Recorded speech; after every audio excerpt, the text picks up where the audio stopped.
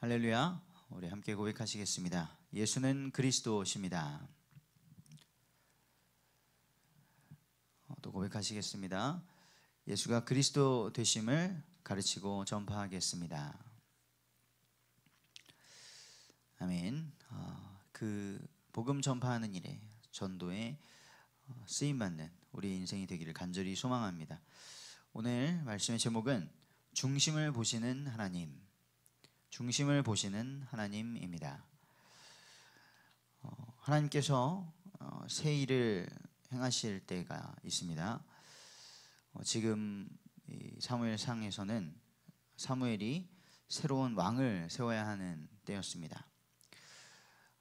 우리 교회는 지금 새롭게 전도를 시작해야 하는 때라고 우리가 강단을 통하여서 이 여름을 지나가면서 시간표를 보게 되었습니다. 하나님께서 이렇게 새 일을 행하실 때에 우리는 우리의 감정보다 하나님의 마음을 생각해야겠습니다. 사울이 하나님께 버림을 받게 되고 새 왕을 세워야 했을 때에 사무엘은 사울을 위하여 슬퍼하였습니다. 근데 하나님께서는 말씀하십니다. 내가 그를 버렸다. 새 왕을 세울 자를 내가 이새의 집에서 보았다. 언제까지 너가 슬퍼하겠느냐? 너는 뿔에 기름을 채워가지고 가라. 내가 너를 베들레헴 사람 이새에게 보낸다 하셨습니다.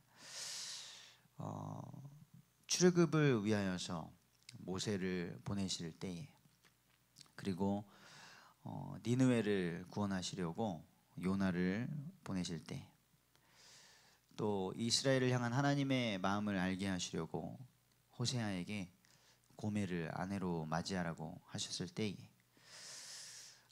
그때에 이 하나님의 명령을 받았던, 하나님의 새 일을 부여받았던 이 사람들의 마음이 어땠을까요?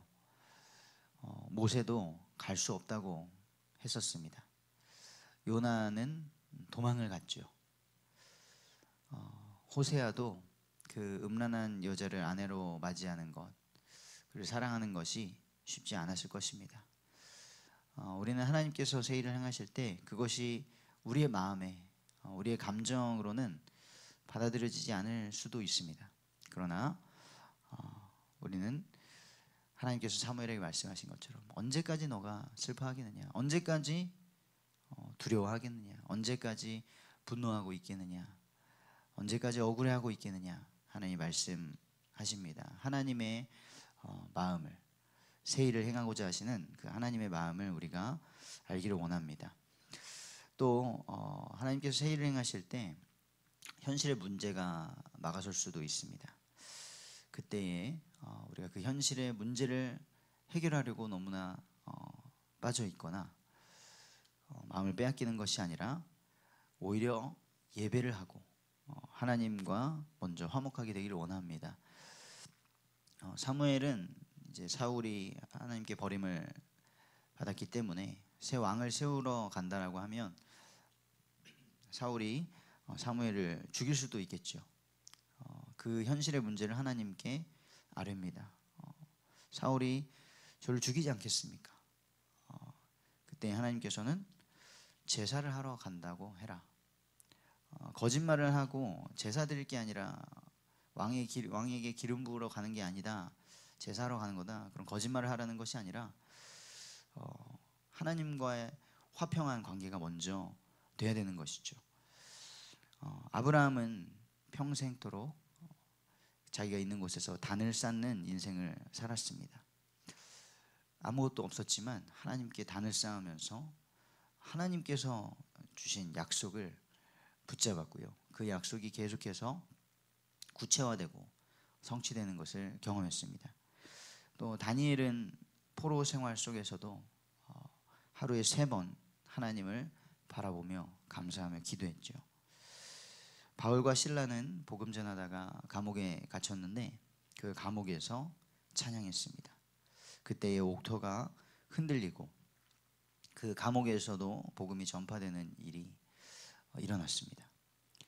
우리가 하나님과의 관계가 회복되면 문제가 문제가 되지 않는 것을 경험하게 될 것입니다. 또 하나님께서 새 일을 행하실 때에 나의 경험 그리고 세상에서의 그 기준이 아닌 하나님의 기준으로 판단해야 합니다. 하나님은 항상 인간의 모든 경험과 세상의 틀 그런 수준을 넘어서 역사하셨죠. 사무엘도 하나님께서 이새의 집에 기름 부을 자가 있다라고 하고 갔을 때에 먼저 딱 엘리압을 보면서 이 사람이 기름 부을 자인가 보다 그런 생각을 했습니다.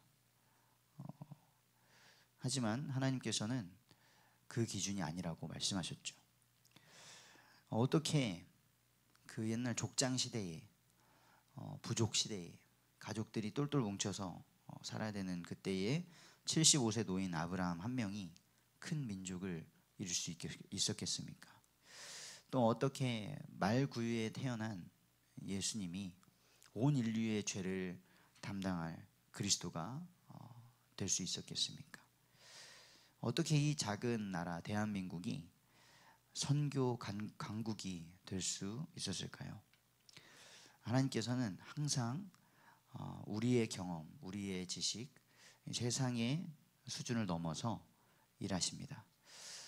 지금도 하나님께서 우리 예손교회를 통하여서 우리가 여태까지 우리가 전에는 이랬었는데 예전엔 이랬었는데 하는 그 모든 경험을 넘어서 또 우리의 수준과 지금 이 시대가 전도가 이래서 어렵고 저래서 안 된다라고 하는 그 모든 것들을 넘어서 하나님께서 새 일을 행하실 줄 믿습니다. 이것을 기억하시고요. 오늘 이 본문의 말씀을 보시면서 하나님께서는 외모가 아니라 중심을 보신다. 우리는 어떤 중심을 가져야 하겠는가 하는 것을 함께 묵상해 보기를 원합니다. 하나님은 중심을 보신다. 정말 많이 들었고 또 우리가 항상 고백하죠. 하나님 제 중심 아시죠? 제 마음 아시죠? 어떤 중심을 가져야 할까요? 하나님은 사무엘을 통하여서 분명하게 말씀하십니다. 사람은 외모를 보거니와 나 여호와는 중심을 보느니라. 그런데 일평생 하나님께 쓰임받았던 사무엘조차도 이번에 사람의 외모를 보았습니다. 6절에 16장 6절에 보면 그들이 오매 사무엘이 엘리압을 보고 마음에 이르기를 여호와의 기름 부으실 자가 과연 주님 앞에 있도다 라고 말했죠. 이스라엘에는 원래 왕이 없었죠.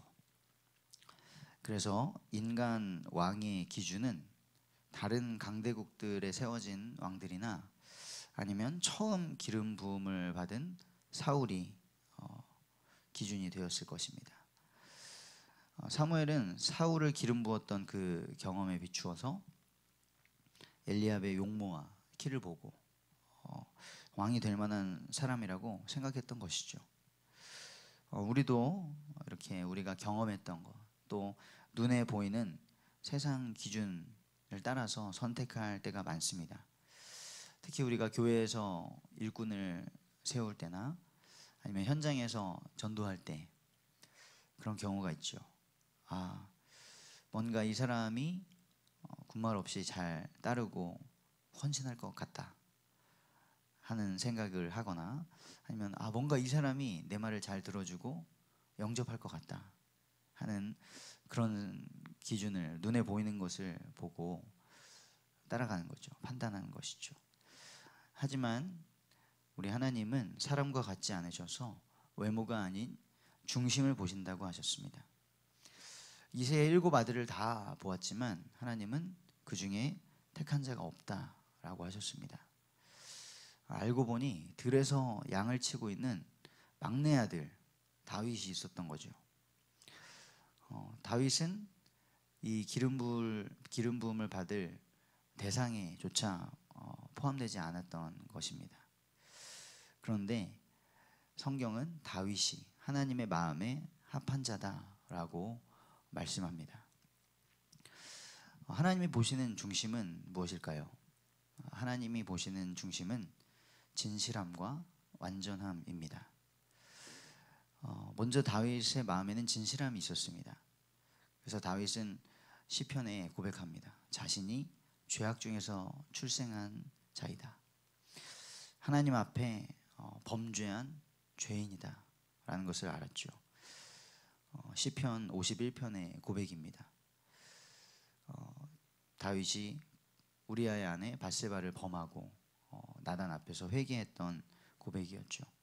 다윗이 이렇게 하나님 앞에서 죄를 낱낱이 고했던 것은 하나님은 중심이 진실한 것을, 진실한 자를 원하신다는 것을 알았기 때문입니다. 시편 51편 6절에서는 보소서 주께서는 중심이 진실함을 원하시오니 라고 고백합니다. 진실함의 반대는 거짓됨이죠. 인간의 첫 범죄도 거짓의 압이 마귀의 미혹을 받고 행해졌습니다. 하나님은 우리의 죄를 씻으시고 우리를 거룩한 하나님의 백성으로 회복하기를 원하셨습니다. 우리의 신랑 되신 예수님은 우리가 정결한 신부로 신랑을 맞이하기를 원하셨죠. 그래서 죄악 가운데 더럽혀진 우리를 위하여 자기 자신을 하나님께 대속물로 드려서 속죄의 피로 우리를 씻으셨습니다. 누가 이 죄 씻음을 받을 수 있습니까? 바로 자기의 죄를 자백하는 자입니다. 요한일서 1장 9절에 누구든지 자기 죄를 자백하면 하나님은 미쁘시고 의로우셔서 우리를 모든 불의에서 깨끗하게 하신다고 약속하셨습니다. 회개는 그런 진실한 마음을 가진 자만 할 수 있겠죠. 사람은 누구나 좋은 그릇이 되기를 원할 것입니다. 하지만 우리 하나님은 깨끗한 그릇을 원하십니다. 다윗은 자기 부하 우리아의 아내 밧세바를 범하는 큰 죄를 범했습니다. 하나님이 나단 선지자를 보내셔서 다윗을 책망하셨을 때 다윗은 바로 죄를 인정하고 회개했죠. 그것도 중요하지만 우리는 다윗이 다시는 그와 같은 죄를 범하지 않았다는 사실을 기억해야 합니다. 다윗이 진실된 마음으로 회개했다는 뜻이겠죠. 하나님께서 또 다윗의 중심에서 보신 것은 완전함이었습니다. 이 완전함, 시편 78편 72절에 보면 다윗이 그의 마음의 완전함으로 그의 양떼를 돌보았다고 기록되어 있는데요. 이 완전함의 원어의 의미를 보자면 성실함입니다. 또 두 마음을 품지 않는 모습을 말하죠. 다윗은 그렇게 마음의 완전함으로 이스라엘을 돌봤습니다. 다스렸습니다. 다윗이 흠이 없는 완전한 사람이 아니었죠. 다윗은 그러나 하나님 앞에서 두 마음을 품지 않는 그런 성실함을 가지고 있었습니다. 이스라엘 왕이 되어서 다윗이 승승장구했을 때도요. 다윗은 하나님이 참 왕이시라는 것을 알고 하나님께 계속 물으면서 어떻게 해야 될지를 구하고 순종했습니다. 그리고 이스라엘이 하나님이 맡겨주신 하나님의 양떼라는 사실을 알고 하나님이 선한 목자다라는 고백을 하면서 하나님의 목소리를 들었죠. 지금 이 시대는 물질 만능주의 시대입니다. 과학 기술이 발달하면 발달할수록 마치 인간이 신이 된 것처럼 하나님이 필요 없는 것처럼 하나님이 없는 것처럼 그렇게 말하고 행동하죠. 그러한 기술에는요, 과학 기술에는 엄청난 돈이 들어갑니다. 그래서 결국에는 돈이 세상을 지배하는 것이죠. 성경은 그 돈 뒤에, 물질 뒤에 만몬신이 역사한다라고 하고 있습니다. 하지만 예수님이 말씀하셨습니다. 사람이 두 주인을 섬길 수 없다. 하나님과 돈을 겸하여 섬길 수 없다라는 것이죠. 우리의 마음이 나눠지지 않아야 됨을 말씀하셨습니다. 그렇게 바른 중심을 가졌던 다윗은 그것이 그의 얼굴빛에 그리고 눈빛에도 나타났습니다. 그의 얼굴이 붉고 이렇게 묘사가 되어 있죠. 그의 빛이 붉고 눈이 빼어나고 얼굴이 아름답더라.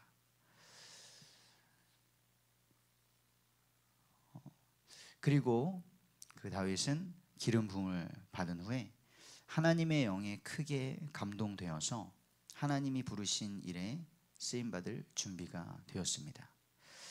오늘 우리의 마음의 중심에도 하나님 앞에서의 진실함과 완전함이 있기를 원합니다. 결론입니다.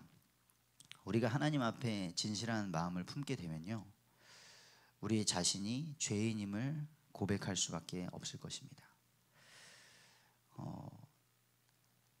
한 선교사님이 이렇게 훈련을 시키시는데 어떤 아이가 자기는 전혀 죄가 없는 것처럼 이렇게 얘기를 한다고, 자기가 왜 죄인인지 잘 모르겠다라고 했다고 하더라고요. 그래서 선교사님이 한번 실천사항을 줬다고 합니다. 앞으로 한 3일 동안만 너의 생각에, 너의 마음에 떠오르는 모든 생각을 다 적어봐라. 또 누군가를 바라보면서 어떻게 했으면 좋겠다, 어떻게 됐으면 좋겠다 하는 생각을 다 적어봐라. 그렇게 했더니 신기하게도 그 자기의 생각을 적은 노트를 항상 가지고 다니더랍니다. 잘 때도 품고 자고 아무한테도 보여줄 수가 없는 것이죠. 3일이 지나고 선교사님께 고백하기를, 선교사님, 저는 그래도 재활용은 할 수 있는 사람인 줄 알았는데 저는 그냥 쓰레기입니다. 우리의 마음에 일어나는 생각들과 감정들이 그렇죠. 그래서 우리는 하나님의 은혜가 필요합니다. 우리의 죄를 대속할 대속자가 필요한 것입니다. 세상이 보기에는요, 그리스도인들이 마치 다윗처럼 들에서 양치는 보잘것없는 존재로 보일 수 있습니다. 맞습니다. 우리는 별 볼 일 없는 존재가 맞습니다. 우리는 죽으면 흙으로 돌아가는 존재입니다. 그런데 우리는 하나님의 형상이죠. 우리는 질그릇입니다. 너무나 쉽게 깨어질 수 있는 연약한 존재입니다. 그러나 우리 안에 보배로운 예수 그리스도의 복음이 담겨 있다 말씀하셨습니다. 우리의 중심을 하나님 앞에 올바르게 세우기를 원합니다. 우리가 진실하게 회개하고 죄를 멀리하면 마귀가 틈탈 수 없습니다. 그리고 우리가 두 마음을 품지 않고 성실함으로 하나님께서 주신 이 삶을 살아가면 하나님께서 우리에게 지혜와 능력을 주시고 하나님께서 문을 열어 가실 줄 믿습니다. 오늘도 하나님께서 쓰시는 귀한 복음 전파의 도구가 되기를 주님의 이름으로 축복합니다.